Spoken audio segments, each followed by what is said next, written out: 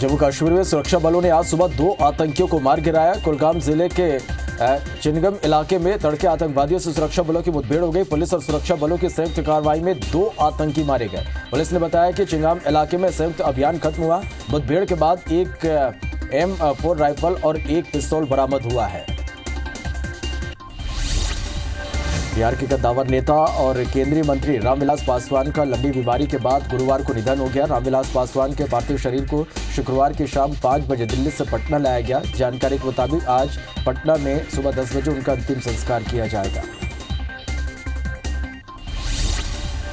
साल 2020 के नोबेल शांति पुरस्कार का ऐलान कर दिया गया है। इस बार ये किसी व्यक्ति नहीं बल्कि एक संस्था को मिला है। इस बार शांति का नोबेल विश्व खाद्य कार्यक्रम संगठन को दिया गया है। कोरोना वायरस संकट, सैन्य संकट और अन्य मुश्किल वक्त के बीच दुनिया में बड़े पैमाने पर जरूरतमंदों को खाना खिलाने और मदद करने के लिए इसका चयन किया गया है।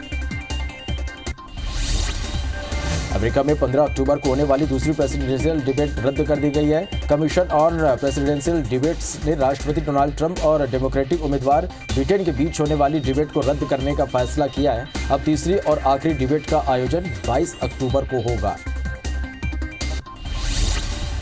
भारत और अमेरिका के बाद अब पाकिस्तान ने भी चाइनीज से टिकटॉक को ब्लॉक कर दिया है। पाकिस्तान के टेलीकम्युनिकेशन प्राधिकरण ने लगातार शिकायत मिलने के बाद चाइनीज से टिकटॉक पर रोक लगाने का फैसला ले लिया। दुनिया भर में कोरोना संक्रमितों की संख्या 3 करोड़ 70 लाख के पार पहुंच गई है। वहीं कुल मौत का आंकड़ा 10 लाख 72 हजार के पार हो गया है। अब तक दुनिया में 2 करोड़ 78 लाख मरीज ठीक हुए हैं। वहीं दुनिया में 81 लाख से ज्यादा एक्टिव मरीजों का इलाज जारी है। विश्व में कोरोना संक्रमण में भारत दूसरे स्थान पर बना हुआ है। देश में कोरोना संक्रमितों की संख्या 69 लाख 77 हजार के पार पहुंच गई है। देश में अब तक 59 लाख 85 हजार मरीज इलाज से ठीक हो चुके हैं। वहीं कोरोना से अब तक 1 लाख 7 हजार से ज्यादा लोगों की मौत हो गई है। भारत में कोरोना के एक्टिव केस लगातार घटते हुए 8 लाख 82 हजार तक पहुंच गए हैं। हालांकि पिछले 24 घंटे में 73 हजार से ज्यादा नए मरीज सामने आए हैं। मध्य प्रदेश में कोरोना के 1607 नए केस मिलने से संक्रमितों की संख्या 1 लाख 43 हजार के पार पहुंच गया है। प्रदेश में एक दिन में 27 मौत से कुल आंकड़ा 2574 हो गया है। वहीं 2200 मरीज के ठीक होने से अब तक 1 लाख 24 हजार मरीज स्वस्थ हो चुके हैं। अभी राज्य में 16,168 एक्टिव मरीजों का इलाज जारी है। हॉटस्पॉट इंदौर में संक्रमितों का आंकड़ा 27 हजार के पार पहुंच गया है। छत्तीसगढ़ में 24 घंटे में कोरोना के 2,958 नए मरीजों से आंकड़ा 1 लाख 37 हजार के पार पहुंच गया। प्रदेश में एक्टिव मरीजों की संख्या 27,439 हो गई है। 16 नई मौत से कुल आंकड़ा 1,196 पहुंच गया है। वहीं राजधानी रायपुर में 336, जांजगीर में 277 और रायगढ़ में 229 नए मरीज मिले हैं। कोरबा के कदबितला गांव में रेत के टीले में दबने से 3 मासूमों की मौत हो गई। माफिया ने अवैध उत्खनन कर रेत का टीला बनाकर रखा था। इधर बच्चों की मौत के बाद परिजनों का गुस्सा भी फूट पड़ा और घटना को लेकर लगातार दोषियों पर कार्रवाई करने और मुआवजे की मांग कर रहे हैं। आईपीएल के 23वें मैच में दिल्ली कैपिटल्स ने राजस्थान रॉयल्स को 40 रन से हरा दिया। दिल्ली ने टॉस हारकर बल्लेबाजी करते हुए 185 रन का टारगेट दिया, जिसे राजस्थान हासिल नहीं कर पाई और 19.4 ओवर में 138 रन पर ऑल आउट हो गई। इससे पहले सीजन में शारजाह में खेले गए सभी मैच में पहले बल्लेबाजी करने वाली टीम का स्कोर 200 से ज्यादा रहा है। आईपीएल में आज 2 मुकाबला देखने को मिलेगा। पहला मैच किंग्स 11 पंजाब और कोलकाता नाइट राइडर्स के बीच अबू धाबी में होगा। टॉस दोपहर 3 बजे होगा और मैच 3:30 बजे से शुरू होगा। तो वहीं दूसरा मुकाबला चेन्नई सुपर किंग्स और रॉयल चैलेंजर्स बेंगलुरु के बीच दुबई में होगा। टॉस शाम 7 बजे और मैच 7:30 बजे से शुरू होगा।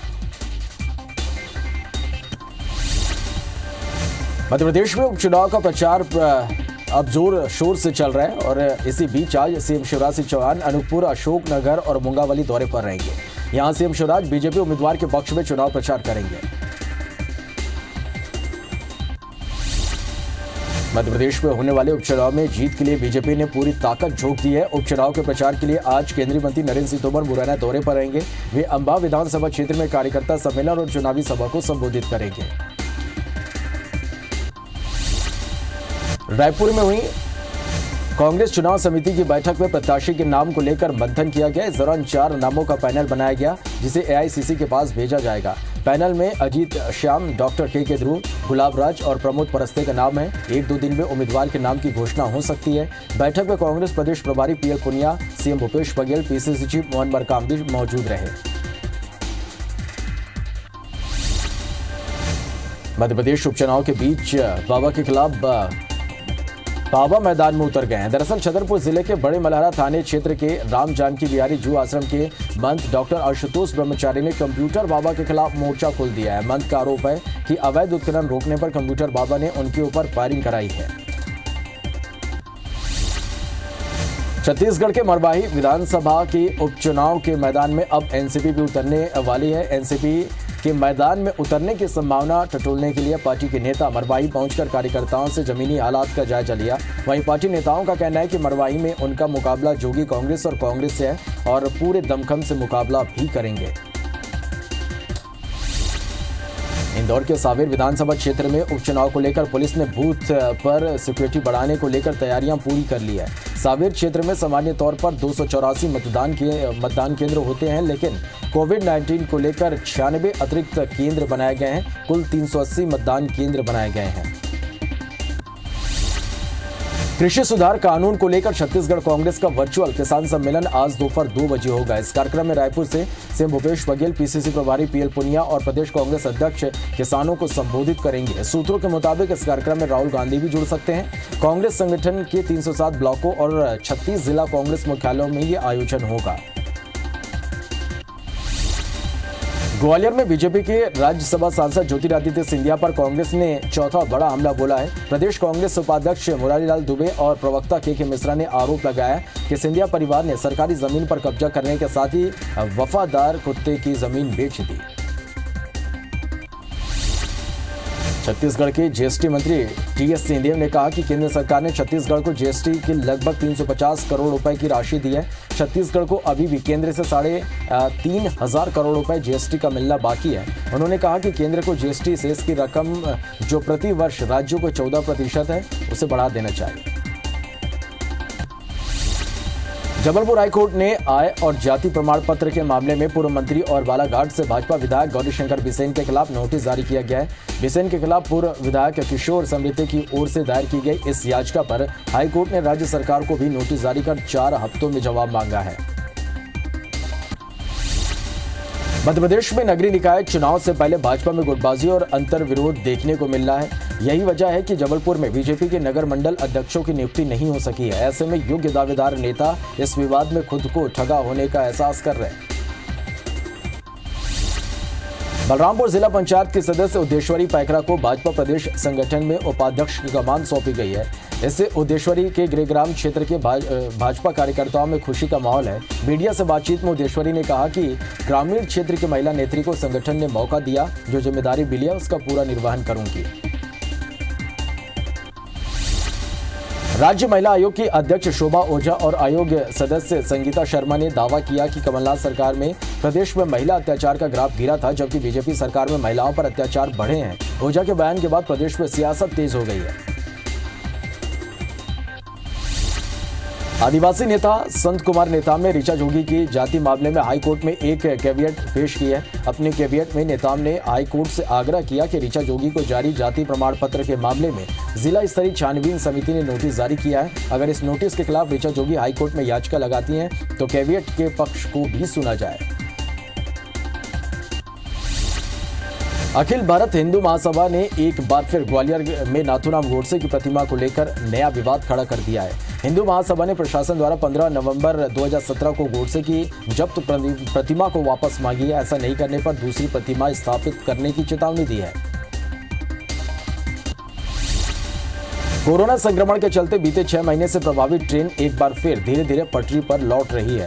यात्री सुविधाओं और मांग को देखते हुए 3 नई स्पेशल ट्रेनों के साथ एससीसीआर से दर्जन भर स्पेशल ट्रेनों का परिचालन शुरू किया गया है, जो रोजाना अलग अलग रूट पर चल रही है। त्योहारी सीजन के बीच स्पेशल ट्रेनों का परिचालन शुरू होने से रेल यात्रियों को बड़ी राहत मिली है। Food safety standard authority of India ने सब्जियों पर एक देशव्यापी अध्ययन किया। जिसमें लिए गए सैंपलों में छत्तीसगढ़ के 13.6% सैंपल फेल हो गए। सब्जियों में किडनी और हार्ट की बीमारियां देने वाले लेड कैडमियम की घातक मात्रा पाई गई है। इस अध्ययन से देश में बेची जा रही और उपजाई गई 9.2% सब्जियों में लेड और कैडमियम जैसी हैवी मेटल की मात्रा तय सीमा से 2 से 3 गुना तक ज्यादा है। रायगढ़ में मुख्यमंत्री शहरी गौठान योजना के तहत गौठान का भूमि पूजन विवादों में घिर गया है। दरअसल गौठान का भूमि पूजन एमआईसी से स्वीकृति लिए बिना कर दिया गया, जिससे खुद एमआईसी सदस्य इस मुद्दे पर शहर सरकार को घेरने में लगे हैं। वहीं बीजेपी और एमआईसी सदस्यों ने शहर सरकार पर एमआईसी के अधिकारों का हनन करने का आरोप लगाया है। दुर्ग जिले में युवा किसान की आत्महत्या के बाद भाजपा विधायक दल मृतक के गांव मातुरीडीह पहुंचा। विधायक दल ने मृतक के परिजनों और ग्रामीणों से चर्चा कर घटना की जानकारी ली। किसान के खेत भी जाकर दल ने मुआयना कर तथ्यों की जानकारी दी। शिवरतन शर्मा ने किसानों के फसल चौपट होने की मूल वजह नकली कीटनाशक का उपयोग किया जाना बताया है। मुंगेली में बिलासपुर रायपुर नेशनल हाईवे पर देर शाम एक कार राहगीर को बचाने के प्रयास में खड़ी ट्रक से जा टकराई। घटना में राहगीर की मौत के अलावा कार में सवार 3 लोगों की भी मौत हो गई। वहीं 2 लोग गंभीर रूप से घायल हो गए, जिन्हें उपचार के लिए सिम्स में भर्ती कराया गया है। रायपुर वापस आ रहा परिवार सरगांव के बरमदेव ढाबा के पास दुर्घटना का शिकार हो गया। भोपाल में गद्दे के ढेर में दबने से 2 मासूमों की मौत हो गई। घटना रातीबड़ थाने क्षेत्र के भरखेड़ी कला की है, जहां घर से टेंट हाउस का संचालन करने वाले मारण परिवार के हर्षित मारण और अंशिका की मौत हो गई। दोनों चचेरे भाई बहन थे और करीब 5 साल के थे।